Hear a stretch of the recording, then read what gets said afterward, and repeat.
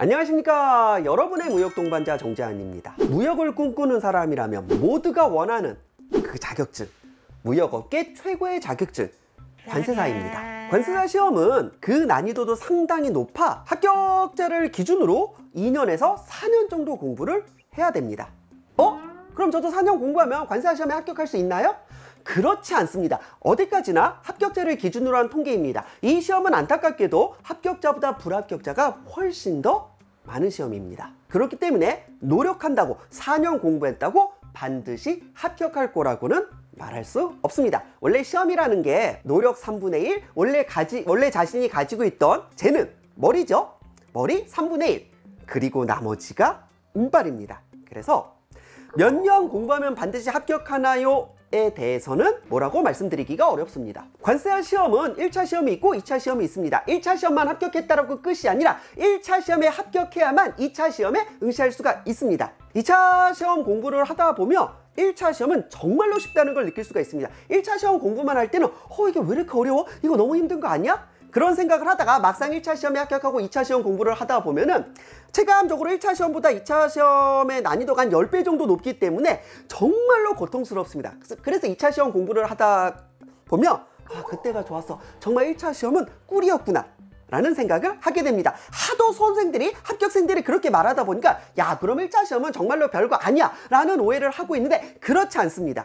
그 어떤 무역 자격증보다 1차 시험이 훨씬 더 어렵습니다. 하지만 그것보다 훨씬 더 2차 시험이 어렵기 때문에 2차 시험을 기준으로 해서 1차 시험이 쉽다는 얘기지, 다른 무역 자격증과 비교하면 여전히 1차 시험이 가장 어려운 시험입니다. 관세사 1차 시험 정도만 합격하더라도 국제무역사, 무역영어, 어지간한 시험은 아무런 공부를 하지 않고 그냥 응시하여도 바로 고득점으로 합격할 수 있을 정도입니다. 정쌤, 저 국제무역사, 무역영어, 원산지관리사 다 합격했는데 그러면 관세사 시험 보면 쉽게 합격할 수 있을까요? 전혀 그렇지 않습니다. 누누이 말하지만 기본 무역 자격증보다 훨씬 더 1차 시험이 어렵고 그 1차 시험보다 훨씬 더 2차 시험이 어렵기 때문에 내가 무역 자격증을 전부 취득했다고 내가 무역 전공자라고 해서 최종 합격에 유리한 것은 전혀 아닙니다. 물론 1차 시험은 객관식 오지선다이기 때문에 무역 자격증이 있거나 무역 전공자라고 하면 1차 시험에는 조금 유리할 수 있습니다. 하지만 2차 시험은 완전히 제로부터 시작한다는 거, 그걸 또 명심해 주시면 될 것 같습니다. 그럼 지금부터 1차 시험에 대해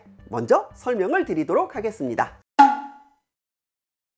1차 과목은 무엇이 있을까요? 1차 시험은 객관식 오지선다입니다. 총 4과목, 과목마다 40점 문제로 구성되어 있습니다. 1교시에는 관세법과 무역영어, 2교시에는 내세법과 회계학 시험이 준비되어 있습니다. 2교시에 걸쳐 한 교시당 총 2과목씩 시험을 보게 되고 과목당 40점 이상, 전체 평균 60점 이상이면 누구나 합격하는 절대평가 시험입니다. 1교시는 1번부터 40번까지가 관세법이고 41번부터 80번까지가 무역영어입니다. 2교시는 1번부터 40번까지가 내세법이고 41번부터 80번까지가 회계학입니다. 한 과목이라도 이제 40점 아래로 떨어지면 우리는 그것을 꽈락이라고 합니다. 아니, 그러면 꽈락 없이 평균 60점 이상이면 되니까 그냥 저냥 쉬운 시험 아닌가요? 라고 생각을 하는데 최근 5년 과목별 꽈락률을 보면은 결코 쉬운 시험이 아니라는 걸 알 수가 있습니다. 2018년, 19년, 20년, 21년, 22년 이제 5년치를 보시면 이제 매년 이제 관세법과 내국 소비세법은 비교적 사람들이 고득점을 받을 수 있는 과목이고 무역영어와 회계학에서 꽈락이 굉장히 많이 발생합니다. 회계학은 전통적으로 너무나 어려워서 꽈락이 많이 발생하고 무역영어는 아무래도 영어다 보니까 영어에 취약한 수험생들이 이제 많이 꽈락을 경험하게 됩니다. 특히 회계학만 놓고 보면 2018년 꽈락률 48.29%, 2019년 53.14%, 2020년 56.63%, 2021년 54.5%, 2022년 54.16%로 거의 2명 중 1명은 회계학 꽈락으로 불합격합니다. 그래서 1차 시험은 이렇게도 말합니다. 회계학 꽈락이 아니면 합격이다. 왜냐면 관세법과 내국소비세법 같은 이런 과목에서는 어찌됐건 열심히만 하면 비교적 좋은 점수를 확보할 수 있는 반면 회계학 같은 과목은 아무리 노력해도 고득점을 받기가 워낙 어렵기 때문입니다. 전체 합격률을 보도록 하겠습니다. 2018년에는 문제가 비교적 쉬웠습니다. 37.95%가 합격을 했고 2019년에는 29.90%, 2020년에는 23.58%, 2021년에는 27.77%, 2022년에는 26.14%로 대체적으로 20%에서 30% 사이로 합격을 많이 합니다. 물론 이제 합격률만 놓고 보면 꽤 높은 거 아닌가요? 라고 할 수가 있는데, 이 시험이 다른 자격증 시험과 다른 게 뭐냐면 허수가 많이 없습니다. 아무래도 전문 자격사 시험이다 보니까 1차 시험을 기준으로 했을 때도 하루 6시간 주 6일, 적어도 6개월 공부를 합니다.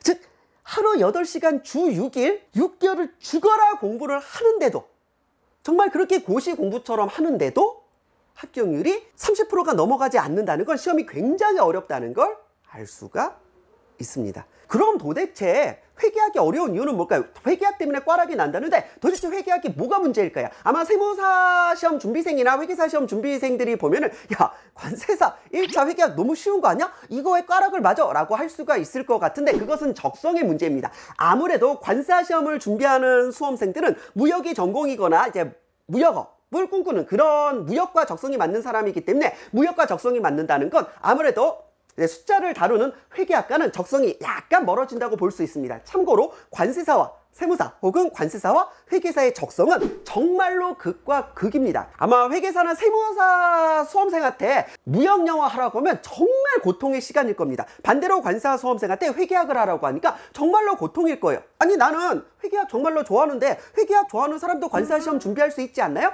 그렇지 않습니다. 회계학이 정말로 좋다라고 하면 왜 관세사 시험을 준비하겠습니까? 처음부터 세무사는 회계사로 가지. 나는 회계가 너무 좋아, 회계만 보면 가슴이 두근두근거려 하는데 관세사가 꿈이에요? 그건 말이 안 되죠. 그래서 애초에 관세사 준비생들은, 전부 다는 아니지만 대체적으로 회계학과는 약간 거리가 먼, 그리고 적성이 그다지 맞지 않습니다. 그러다 보니까 1차 시험에서는 거의 공부의 반을 회계학에 쏟음에도 불구하고 꽈락률이 50% 가까이 되는 이제 그런 문제가 발생하게 됩니다.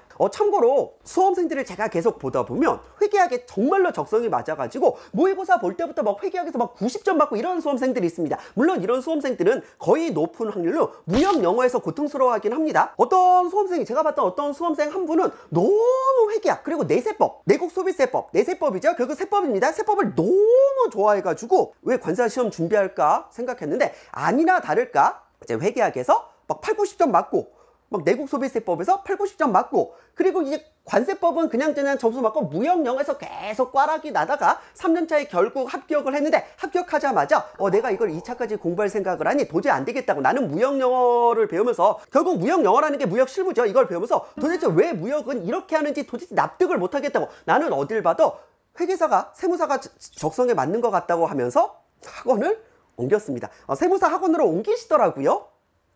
자, 그래서 아무래도 이게 적성의 문제가 가장 큰 것 같습니다. 1차 시험과 관련하여 이제 많이 물어보는 것들에 대한 답변을 또 먼저 드리도록 하겠습니다. 동차? 유예? 이게 도대체 뭔 말이죠? 올해 1차 시험에 합격하면 올해 2차 시험에 한 번 응시할 수 있고, 그 다음에 한 번 더 2차 시험에 응시할 수 있습니다. 즉 올해 1차 시험 합격한 수험생이 올해 2차 시험까지 연달아 합격을 했다? 우리는 그것을 동차라고 합니다. 즉 동차 합격생이라고 하고, 올해 1차 합격한 수험생이 다음에 2차에 합격했다? 우리는 이것을 유예 합격자라고 합니다. 하지만 유예로 안타깝게 떨어지고 3년 차에 1차와 2차를 한 번에 합격했다? 우리는 이것을 3동차라고 하고요. 3년 차 때 1차만 합격하고 4년 차 때 다시 유예로 합격했다라고 하면 우리는 이것을 4유예라고 합니다. 혹은 3년 차 때 1차를 떨어지고, 아무래도 1차 한번 합격했던 가닥이 있어가지고 방심하면 3년 차에 1차부터 떨어질 수가 있습니다.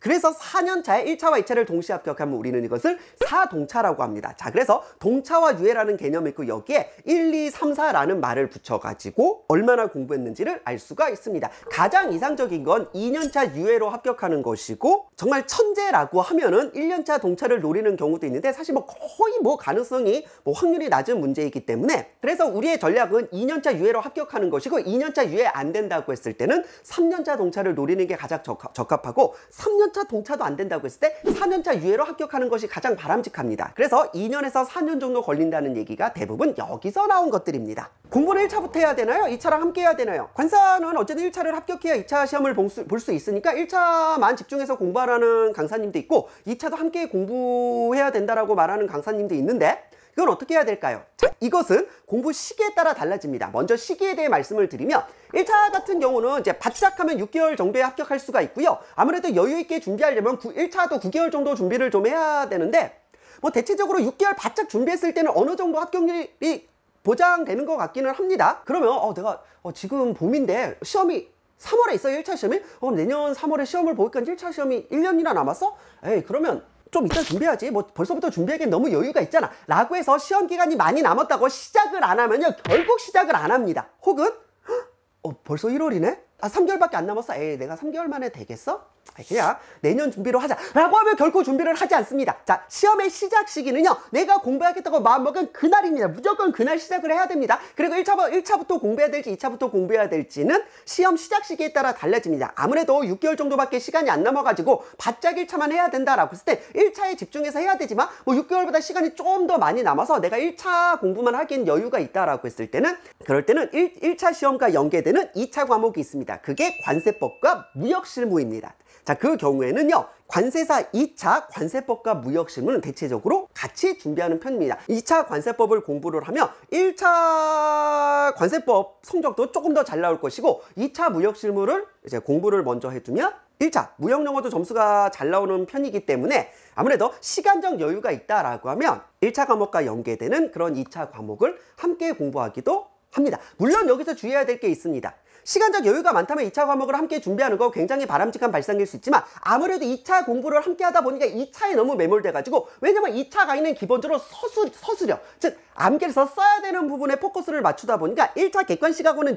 공부 방향이 많이 다르죠. 거기에 좀 집중을 하다 보니까 오히려 1차 공부 시간이 줄어들면서 오히려 2차 공부를 함께 했음에도 불구하고 불합격하는 경우가 있기 때문에 전략을 잘 짜야 됩니다. 여유가 있다라고 하면 2차 과목을 같이 준비를 할 때 그것이 1차 과목의 공부 시간을 줄여야 한다는 의미는 아닙니다. 그리고 1차 시험이 얼마 안 남았다라고 하면은 뭐 2차 시험 이런 게 어디 있습니까? 무조건 1차 객관식으로 무조건 달려야 됩니다. 자, 그래서 1차와 2차는 함께 하는 게 좋은가요? 아니면 1차만 하는 게 좋은가요? 라는 이제 질문에 대해서는 언제 시작을 했는지, 그래서 1차 시험까지 얼마나 여유가 있는지를 기준으로 각자의 상황에 맞게 판단하여 주시면 좋을 것 같습니다. 일단 여기까지 하고, 저는 몇 분 안 지났다고 한 5분 정도 얘기했다고 생각했는데 벌써 뭐 20분 가까이 지났습니다. 여기까지 이제 1차 시험의 이제 기본적인 부분을 말씀드렸고, 이제 다음 시간에는 1차 과목별 공부 방법에 대해 말씀드리도록 하겠습니다. 다음 시간에 바로 이어서 말씀드리도록 하겠습니다. 안녕.